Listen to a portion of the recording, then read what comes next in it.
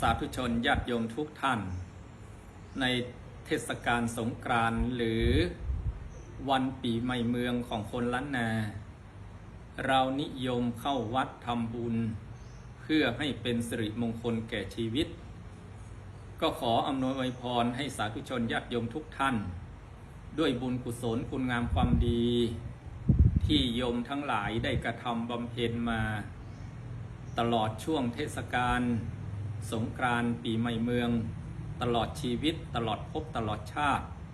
ที่เราท่านทั้งหลายแต่ละคนเวียนว่ายตายเกิดขอบุญกุศลเหล่านั้นจงรวมกันเป็นตบะเดชะพระวปัจจัยอำนวยอวยผลให้ชีวิตของเราทุกคนขอบุญหนึ่งเป็นเครื่องล้างจิตใจของเราให้ปราศจากโลภะโทสะโมหะโลภโกรธหลงล้างจิตล้างใจให้ปราศจากมัจฉริยะความตระหนี่เพราะจุดประสงค์ของการทำบุญการให้ทานก็เพื่อชำระล้างจิตใจให้ปราศจากกิเลส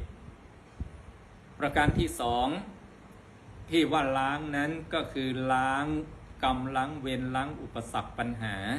สิ่งใดๆในชีวิตเราที่เป็นเจ้ากรรมนายเวรภพใดชาติใดก็ดีไม่ดีไม่งามในชีวิต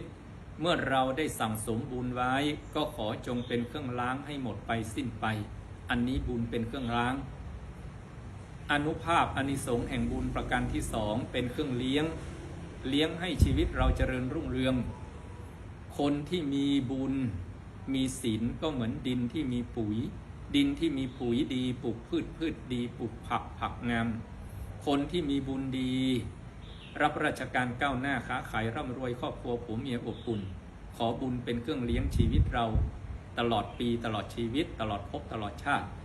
ประการที่สามขอบุญเป็นเครื่องรักษาให้เราอยู่รอดปลอดภัยสุขภาพสมบูรณ์อนามัยแข็งแรง